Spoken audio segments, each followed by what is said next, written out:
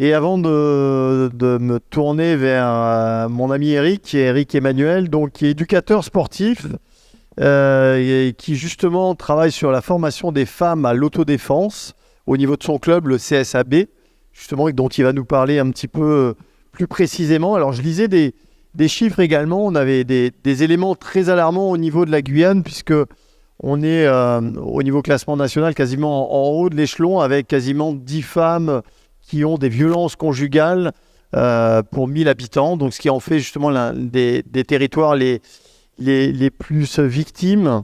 Et donc, pour commencer, justement, avant de nous dire pourquoi le club s'est orienté dans ce projet sportif et social, Eric, rappelle-nous le CSAB, justement, sa vocation, son histoire, combien de licenciés? Bonsoir à tous, je m'appelle Eric Emmanuel, éducateur sportif, directeur technique du CSAB Judo à Bonhomme. Le CSAB, c'est une équipe avec qui on est depuis 30 ans. On a commencé par d'autres clubs. Et étant originaire du quartier de Bonhomme, donc j'ai voulu me mettre au service de mon quartier. Et après avoir fait un premier club il y a une vingtaine d'années, le CSAB, lui, est né en 2012, à l'orée du titre de championnat olympique du lycée de Causse, qui était la marraine de notre premier club et qui est la présidente d'honneur du CSAB. Le CSAB, c'est actuellement plus de 500 licenciés sur un petit dojo ouvert dans l'école maternelle d'Anglade, sur 100 mètres carrés. On a une évolution, une structure qui nous permet d'avoir des cours tous les jours, du lundi au samedi, 14 sections. Et après avoir eu un trou, dû au Covid, comme tout le monde, mais bon, étant dans une école ouverte, on n'a jamais fermé, à part les horaires de couvre-feu.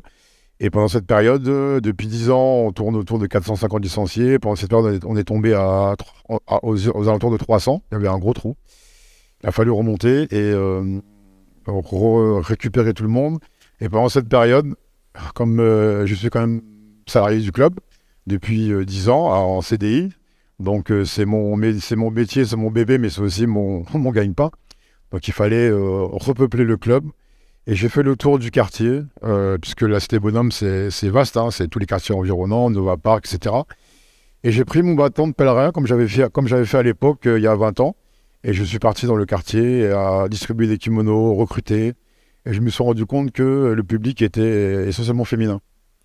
Et on s'est retrouvé avec deux sections d'à peu près 50 personnes. Il y avait 40 filles et 10 garçons. Alors je me suis posé la question, effectivement. Et ça, il faut savoir aussi que je fais du judo scolaire dans les écoles élémentaires, maintenant dans les collèges, et que je me suis orienté sur cette thématique des violences, puisque bon, vous n'êtes pas sans savoir que le tissu guyanais, c'est à peu près trois femmes pour un homme. Les familles sont essentiellement monoparentales, il y a l'absence de modèle masculin, beaucoup de violences dans tous les domaines, actuellement beaucoup de violences scolaires. Et on est confronté quotidiennement à cette violence et sans compter l'affluence des réseaux sociaux pour les jeunes qui n'ont pas de repères et qui banalisent la violence. Et la violence, elle est actuellement surtout masculine. Donc j'ai pris mon bâton de pèlerin et quand j'ai vu toutes ces jeunes filles qui venaient au club accompagnées, parce qu'elles ont commencé à amener leurs copines, monsieur, ma copine aussi veut faire du judo, donc elles venaient une par une, j'ai distribué les kimonos. Et ça s'est perpétué, donc cette année c'est le même principe, ça continue, donc les sections sont développées. Et puis, moi je suis éducateur dans l'âme, hein, je connais pratiquement tous les foyers de mon club, ça c'est personnel, hein, je fais plus que ce qu'on me demande parce que, je veux dire, c'est une vocation.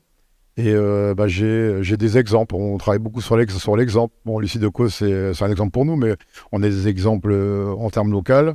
Une jeune du quartier qui s'appelle Charlotte Dort, qui est actuellement, qui était partie en métropole sans un sou. Et grâce à des partenaires, aujourd'hui, elle est secrétaire comptable du plus gros club du judo de l'Hexagone, qui est l'US-Orléans. Et ça, c'est une fierté, ce sont des monnaies pour nos jeunes. Actuellement, par rapport aux violences, j'ai beaucoup de cas, hein, de drames, hein, dans mon club, hein. J'en prends toujours pour exemple pour les dire à mes jeunes. Bon, je ne vais pas en parler là, mais on a beaucoup de choses, hein, des drames qui se termine très mal, donc je leur donne toujours l'exemple. Bon, après, j'ai toujours des cas. Encore la semaine dernière, il y a une famille qui est venue activer une de mes élèves devant le club. J'ai dû intervenir. Le cours a continué, parce qu'on a beaucoup d'assistants jeunes qu'on a formés, qui sont actuellement également, eux, en CQP, BPGEPS avec la Ligue de Judo.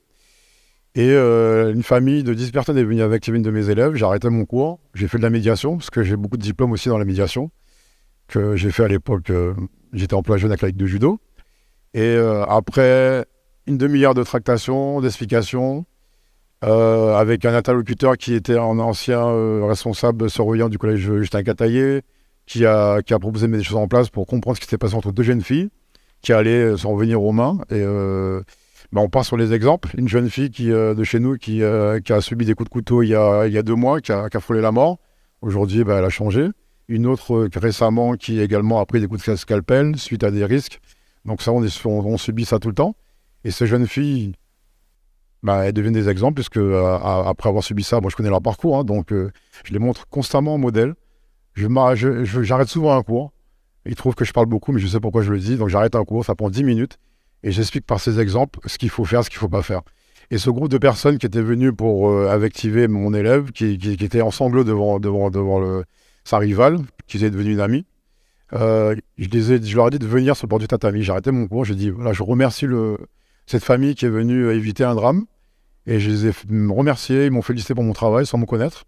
Et puis la jeune fille qui était concernée, elle est montée sur le tatami. Je lui ai dit, écoute, je te propose de venir faire du judo avec nous la semaine prochaine. Je te prête un kimono, tu démarres. Elle m'a dit, d'accord monsieur. L'élève qui, elle, était en face, se sont prises dans les bras, elles sont reparties, tout le monde a applaudi.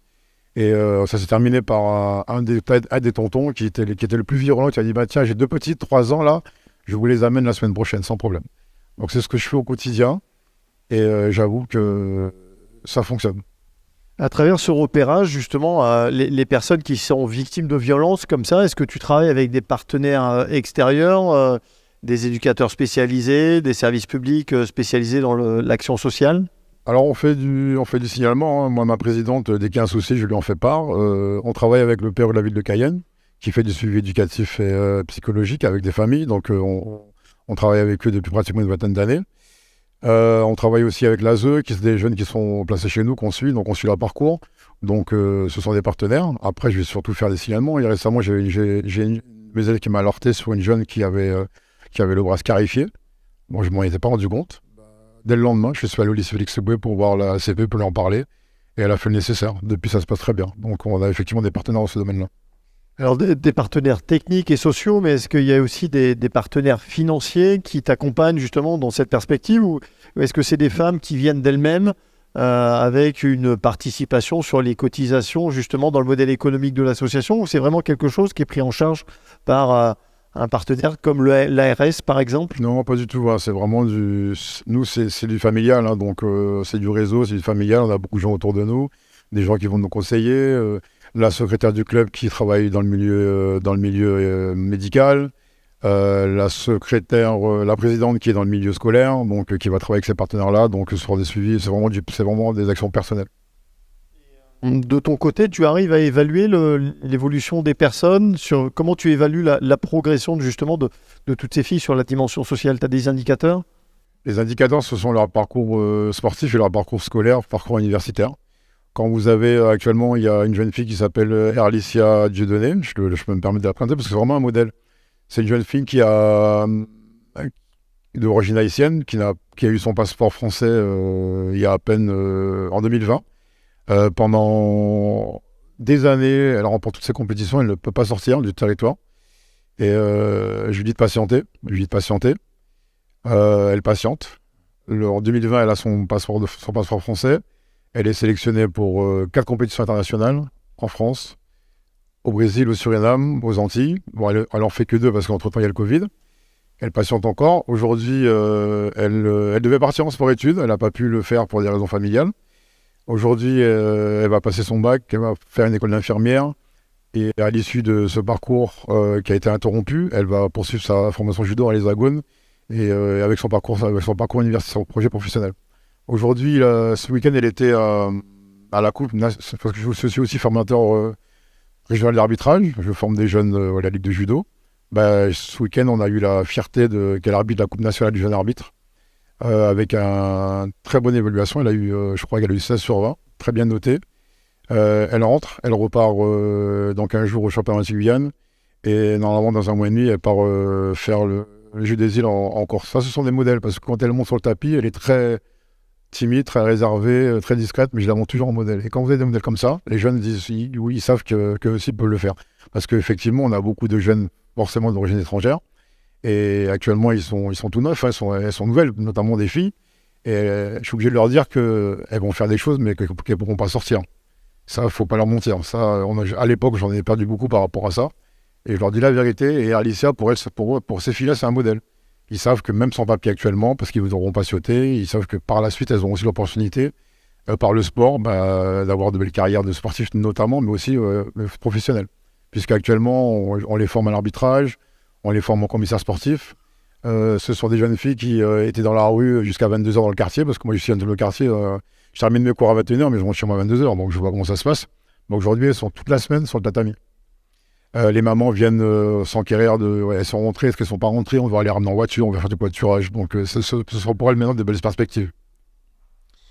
Ok, merci Eric. Je sais qu'il y a beaucoup d'actions, hein, que ce soit au niveau du football, dans les quartiers. Souvent, on se retrouve avec des enfants qui ont besoin d'un appui. Est-ce qu'il y a des questions à poser directement à Eric qui intervient en milieu,